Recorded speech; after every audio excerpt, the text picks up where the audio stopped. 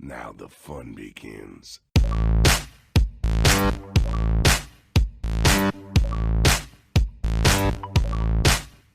Richard. Stop! You violated the law.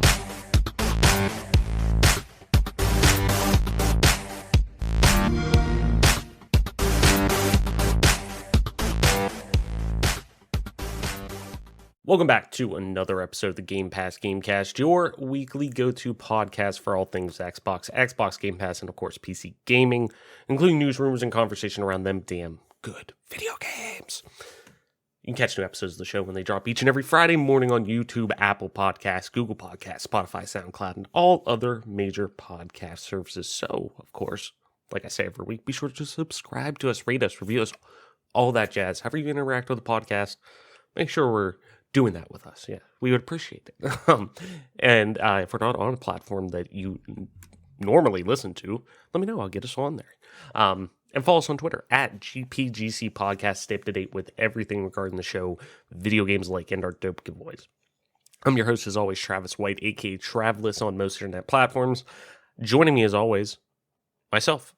If you listened to the show last week, if not, I will, I guess, fill you in again. Last week and this week are two episodes that it's just going to be me.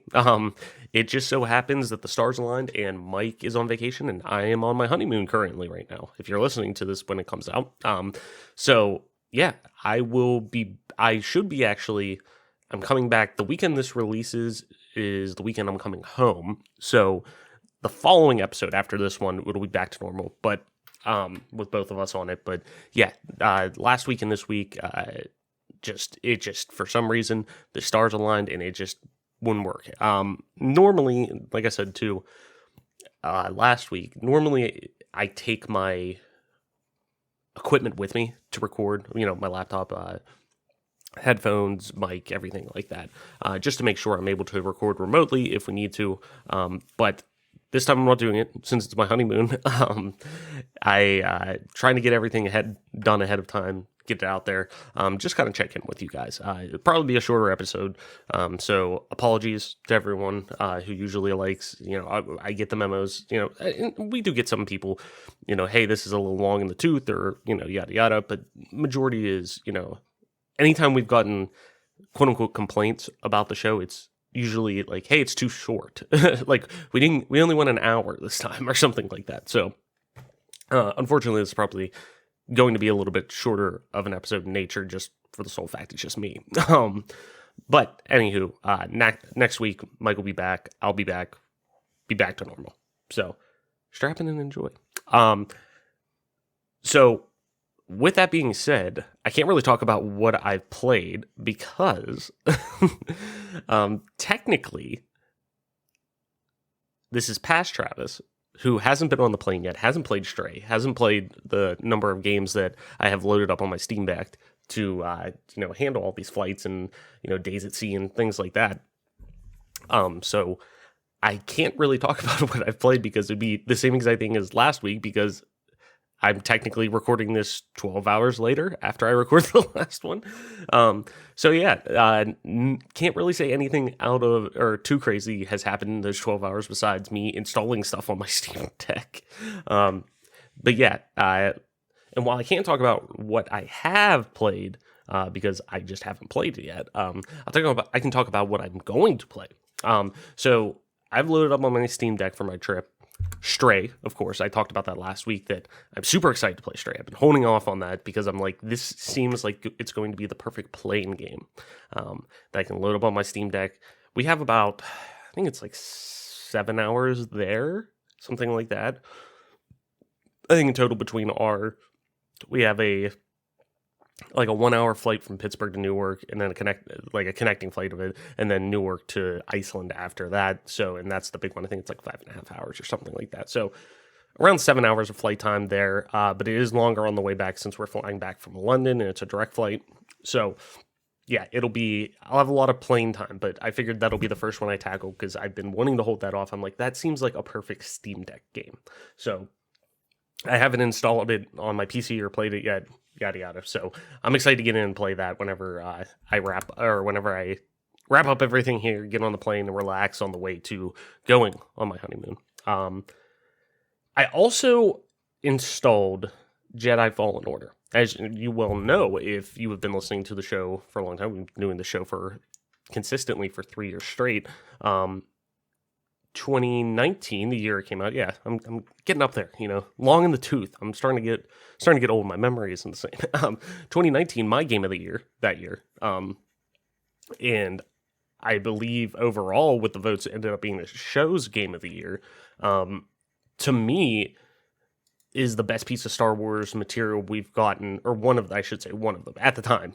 Let's put it this way: at the time, given what was going on with Rise of Skywalker and everything like that, it was easily the best video game we've gotten in the Star Wars universe in a long time, and it was up there in the running with some of the best Star Wars material in general. As a big fan of Star Wars, I mean, it was everything I wanted from a Star Wars video game. But I haven't gone back and replayed it since I went in. I'll be honest, I played it on on PlayStation just so I can get the Platinum Trophy, because I knew I'd want to just do everything in this game, which I did. And it's surprisingly easy Platinum for those of you who do play on PlayStation as well. But I haven't gone back to it because I have it, or it's on Game Pass. I wanted to, play it on my Series X, try that out.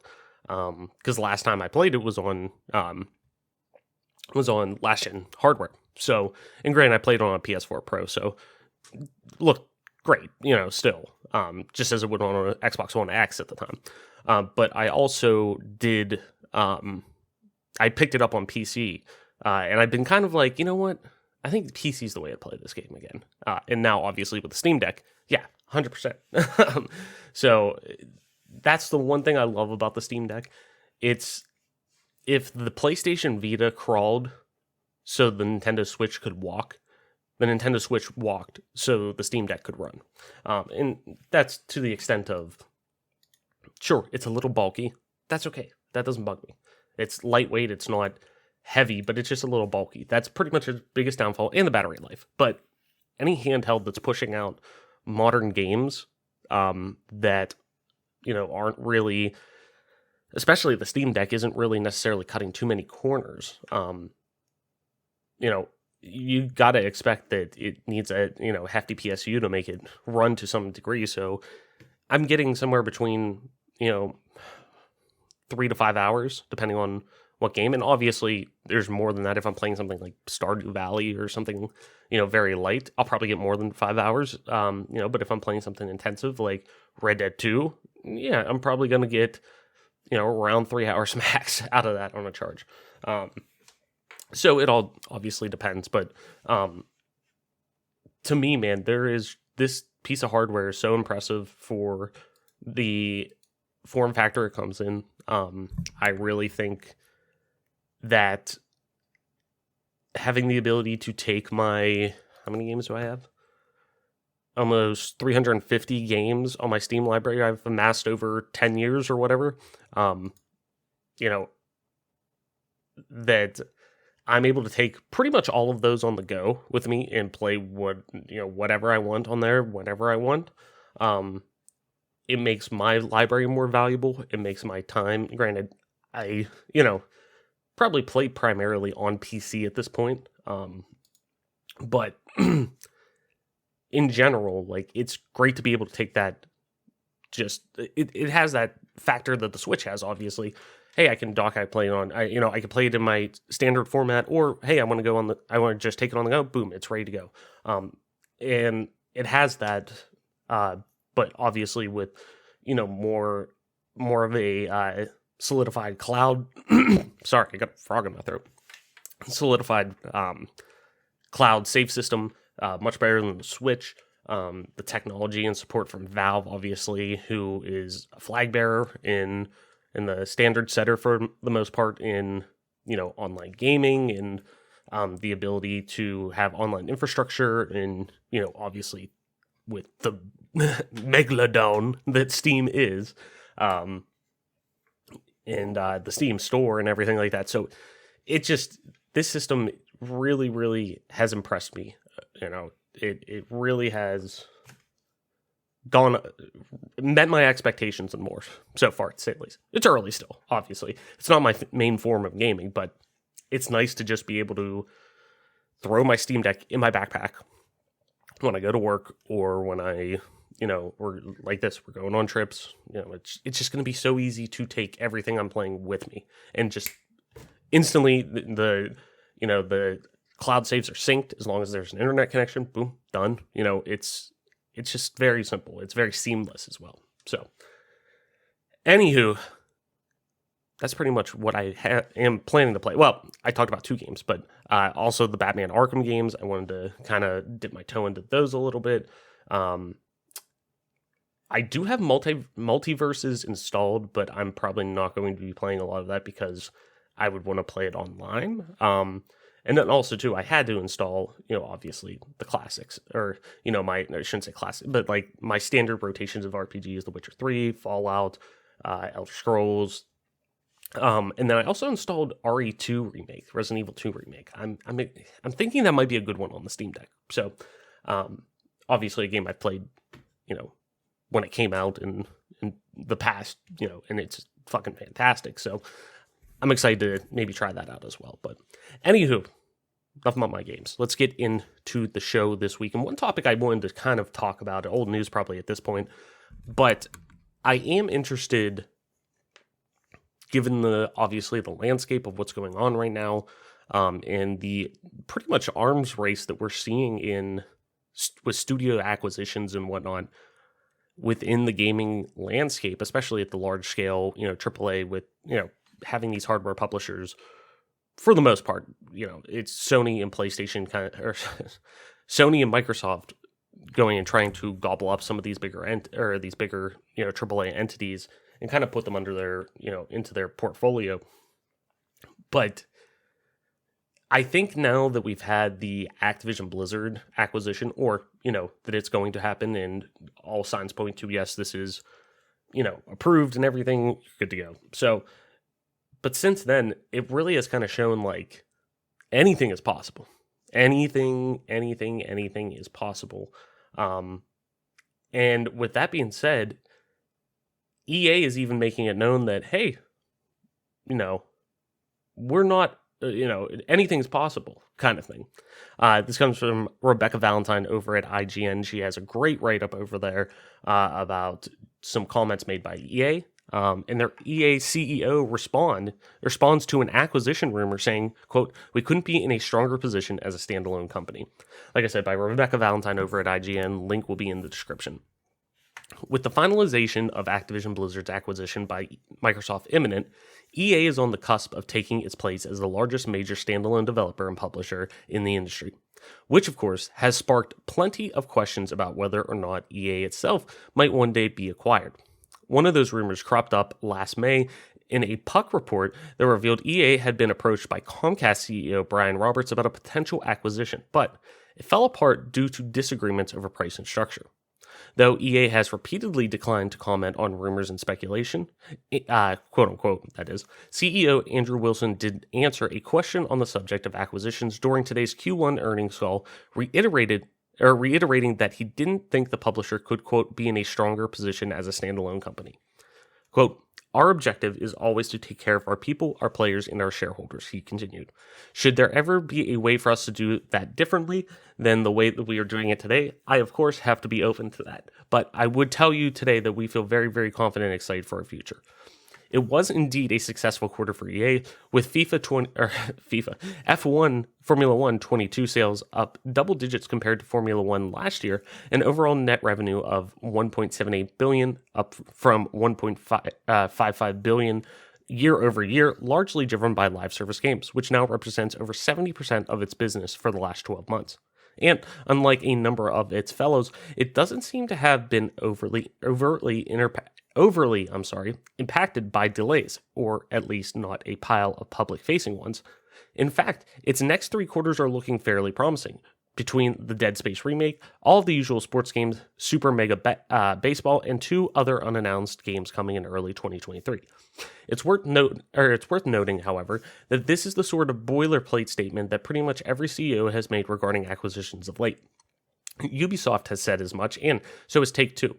Statements like this, when confronted with acquisition questions, are pretty standard, as they both keep the CEO from actually lying if an acquisition is being discussed, but also don't invite too much speculation given the numerous legal and business reasons why executives can't confirm or deny until the deal is almost done. You got to bear with me a little bit. I'm recording this in the morning and I've only been up for a little bit, still drinking my coffee just to make it happen this week because of all the traveling and whatnot.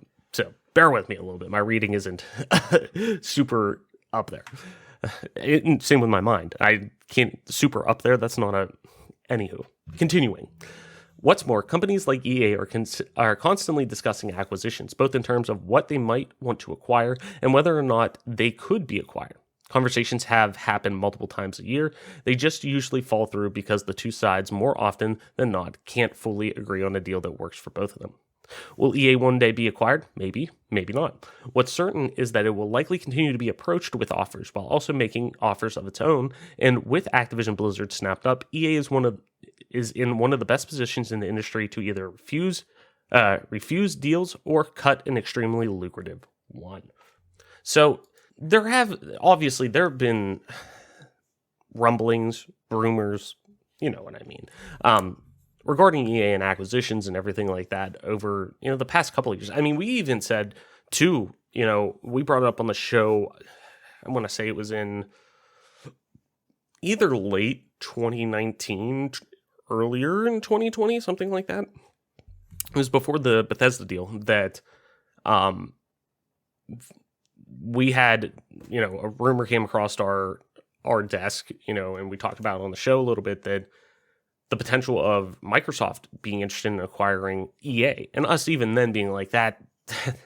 That's crazy to think about. Like a publisher that big, EA, who is this monolith of, just everything in the games industry that is AAA, gaming on all platforms kind of like they're just such a presence and own such a large market space in so many different areas. Like that'd just be ridiculous to think that they're being acquired by one person, or I should say one entity, that is. But it is funny to kind of look back on that now after not only the acquisition of Bethesda by Microsoft, but also the acquisition of, more so Activision and Blizzard by Microsoft, and also to, Bungie by Sony and whatnot. But it's crazy to think that rumor was probably true. Like that probably was. There probably were conversations of, hey, what does a deal to purchase EA look like? What does, or EA even saying, I think if I remember correctly, I'll have to look it up. But it was Microsoft approaching EA to say, hey, we're interested in an acquisition, or interested in acquiring you. What's that look like? And it may not have went anywhere, but it definitely really, to me, signifies that, hey, yeah, this was happening kind of thing. So it's interesting to think about kind of what the landscape looks moving forward in terms of something like, or a pillar like EA getting acquired, because they really are, between them and Ubisoft, and Take-Two obviously too, but EA is they're just such a well-known, like, I put EA and Ubisoft more so in the kind of limelight of, when you think, like, not that Take-Two obviously isn't, but, like, when I think of Take-Two, yes, I think of, 2K and Borderlands and things like games like those. And not that I don't think that, people think of those right off the bat, but I think more people obviously resonate with EA just given, and Ubisoft too, but especially EA given how many different pockets of the industry and the consumer base they fit into. Sports, live service shooters, single player action adventure titles. They have these pocket racing titles. They have pockets all over the place that they fit in, and I think somebody of that magnitude, really only potentially rivaled by a Ubisoft, but even then Ubisoft doesn't have the foothold in sports titles or anything like that. It's really, really fascinating to think of what a deal looks like now.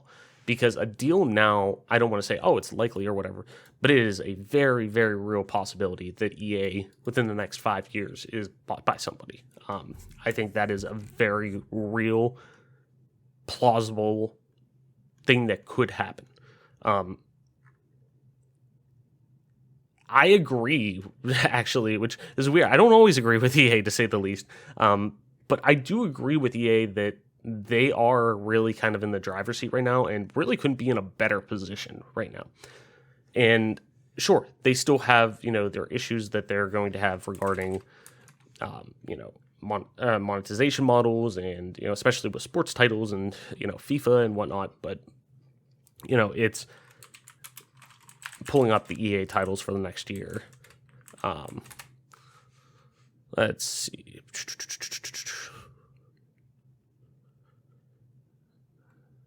EA game development. No, that's not what I want.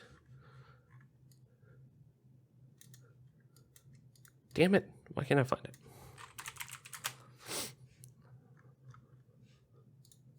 Let's see. Maybe they'll have it under just their wiki. List of electronic arts games, 2010 to present. Here we go. Okay, so,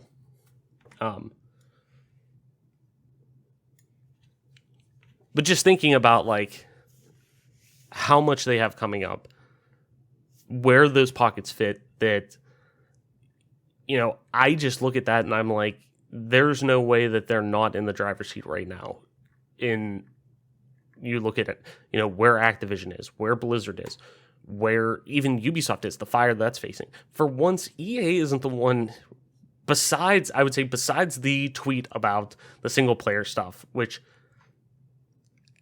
I get what they were trying to do. It was a fucking horrible, horrible joke to make. Like, it's not offensive, but like, it's a horrible joke to make because it makes you just look fucking bad. Like, there's no way, no reality in which that joke actually hits about single player games. But remove that. Realistically, EA has been on kind of a run with how they've been, I would say, how do I want to put this? I think they've been on a run in terms of what they've done and what they've produced, what their development studios have developed, really has been connecting with the audience in a way that I don't think in years past we've seen. You're always going to have the FIFAs, the Maddens, the NHLs. Those will always sell what they sell, especially FIFA and Madden. Those will always, no matter what, people just blindly buy that game because it's the newest Madden, it's the newest FIFA, it's just a roster update. That's why people are buying them realistically. And we've gone into that multiple times on the show of, what's the future of sports games look like? I mean, to me, I would probably be more open to playing or buying a Madden title or a FIFA title. Or I'm somebody who grew up playing hockey. Like, I used to love playing NHL games. And I actually recently, I take that back. That one thing I have played that I didn't talk about last week, I've actually been playing a decent amount of NHL for the first time in 5-6 years, like a long time that I've went out of my way to actually play NHL on my Series X because of Game Pass and the EA Play subscription built into it. And I was like, man, I just feel like turning my brain off and just doing GM mode on NHL and just dicking around and, just, doing a fantasy draft, drafting a bunch of just, all you do is draft prospects. So then, the first couple years you suck, but by, year 3, you have all these incredible draft picks, not to mention all these incredible prospects from before that are now like, high 80s, low 90s, and you have the best team, and then you just shit on everyone for like 2 decades. So, you'll always have those titles to kind of balance out everything, bring in the revenue to, fund some of the things that, especially on, like I said, FIFA and Madden, and FIFA more so with, their, with, I believe, what is it?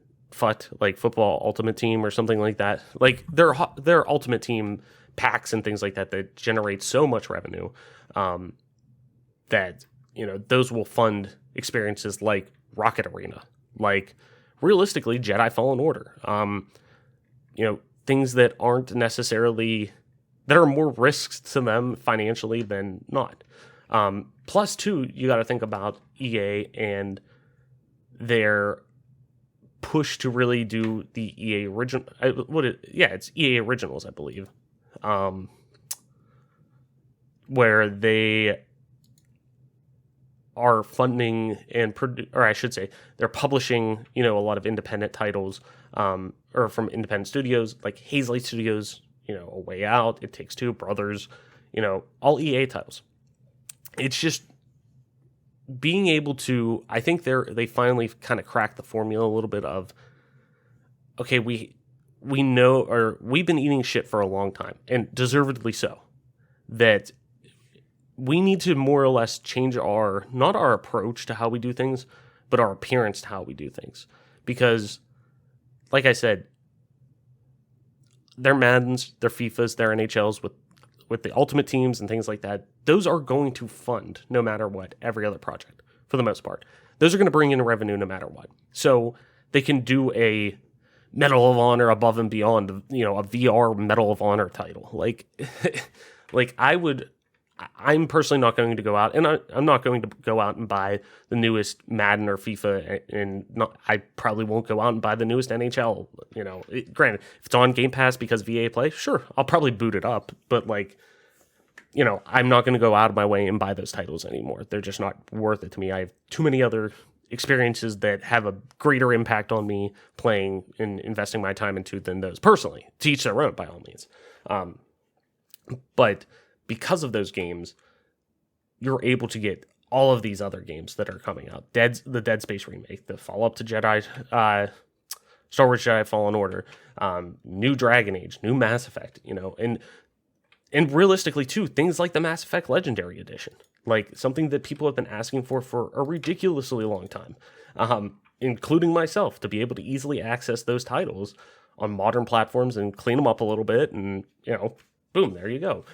And I think they've just, for once, outside of that fucking tweet and that joke, they've been getting better at just kind of retooling where they need to, letting, hey, our consumer base have been asking for a long time, we've gotten so much ingrained into everything needs to be a live service title. It doesn't. Let's take a step back. Let's look at what we got. Let's start, obviously we need to have those, for shareholders and everything like that. We're making way too much money to not keep making NHL's, in the vein that they are. Let's put that, they're always going to, as long as they have the contracts. But in the vein that they are, we can't not develop those. They make money hand over fist in the way that we develop them. With that said, though, let's start taking on some of these projects. And, okay, you guys want a single-player Star Wars title? Cool. We're going to give it to you. And hopefully, I'm sure at first they were like, it better sell. Like, we'll do it, but we're risking money on this, which is a whole other conversation that can be had. But to me, them saying, hey, we're going to do this now, hopefully it sells. Hopefully you put it out and people buy it. And they did. They said, yes, this is what we want. Jedi Fallen Order had great sales numbers, which led to titles like, and granted, things like Squadrons was already in development. Like, all of these things are already in development, but sure, some of them are tweaked a little bit. Some of them, you see them at a certain point in probably, 2017, 18, something like that, kind of switch and say, you know what?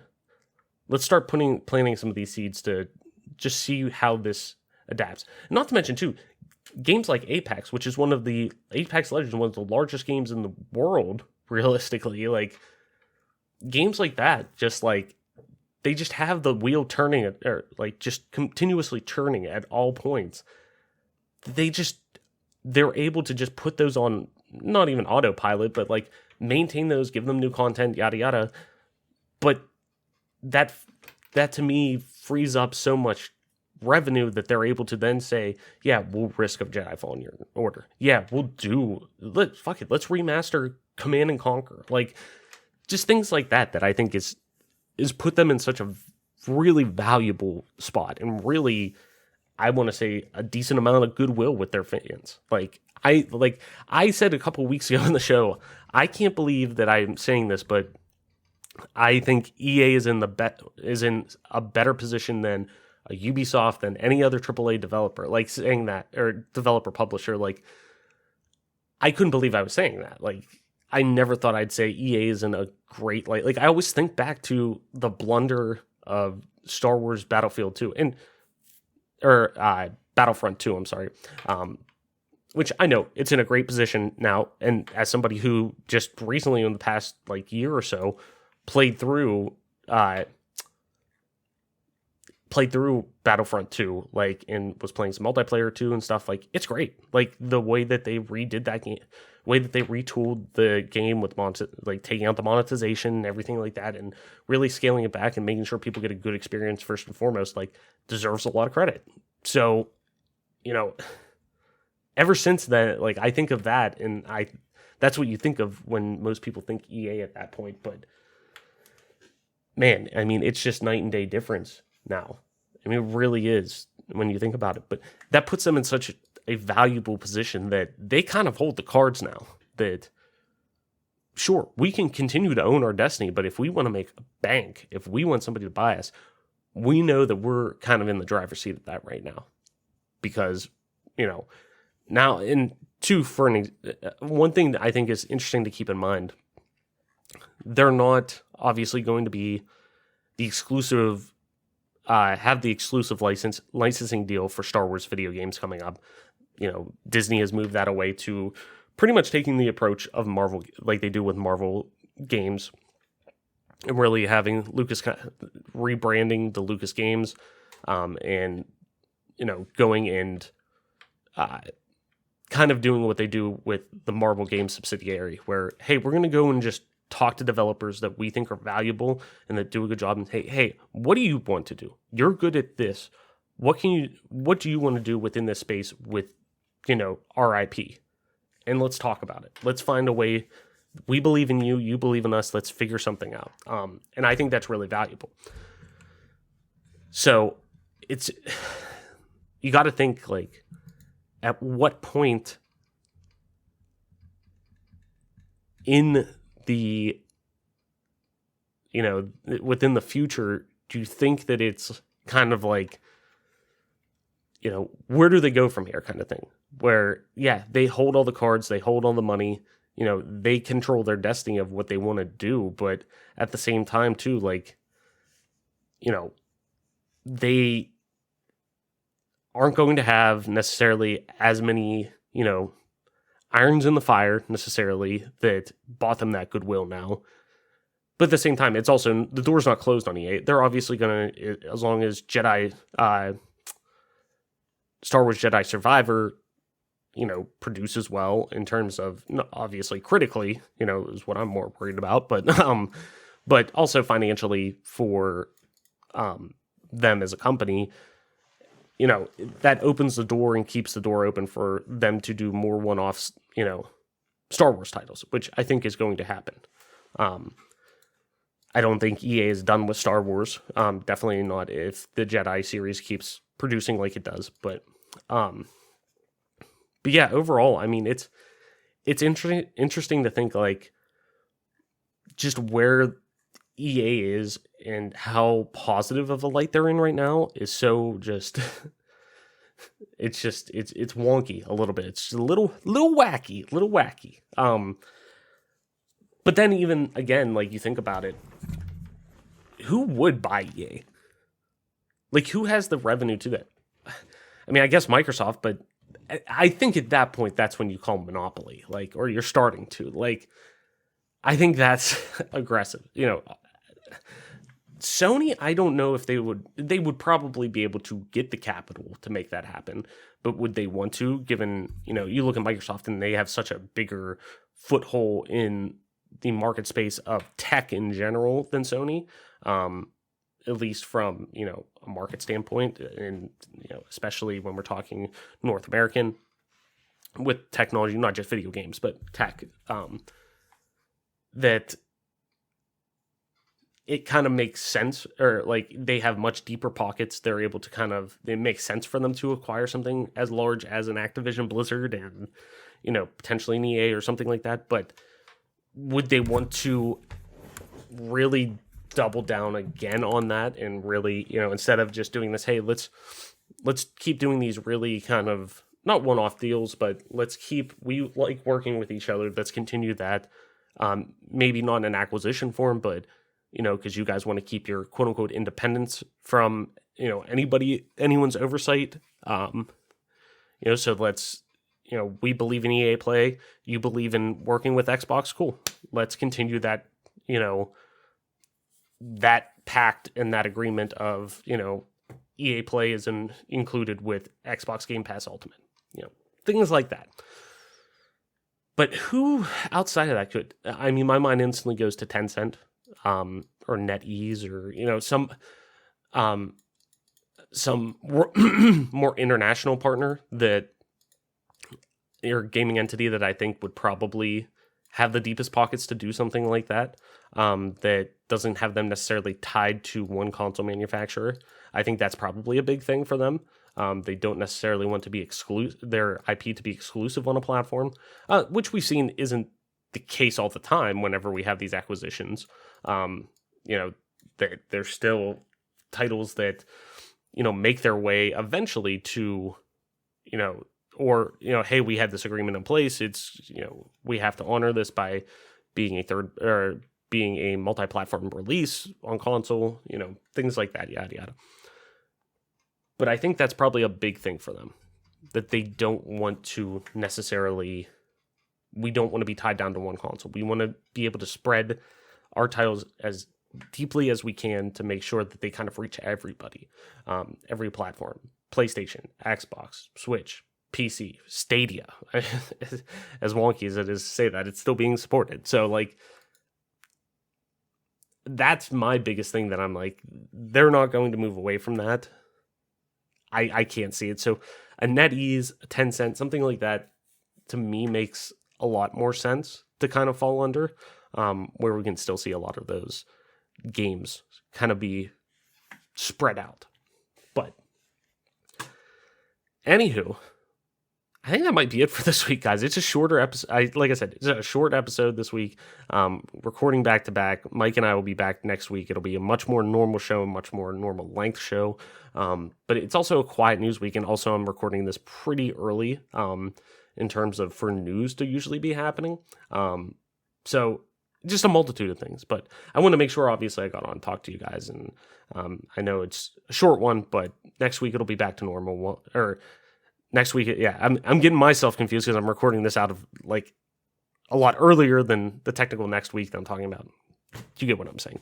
But yes, next week it'll be back to normal. Mike and I back on the show. We'll be all good. We'll be having our normal podcast, normal length, yada yada. So, anywho, if you want to continue talking about all the nerdy stuff we talked about today, EA, all the games that I'm planning on playing, which I'm going to talk about next week. I'll finally be able to talk about all the games that I played on the trip and stuff like that. Of course, I'm your host, Travis White, aka Traveless, on most internet platforms, including at Traveless _, that's TRAVLESS _ on Twitter. You can also find me streaming time to time on twitch.tv/Traveless _, same as Twitter. And if you want to play some video games with me on pretty much any platform, but specifically Xbox Live, you can do so at just regular old Traveless, that's TRAVLESS.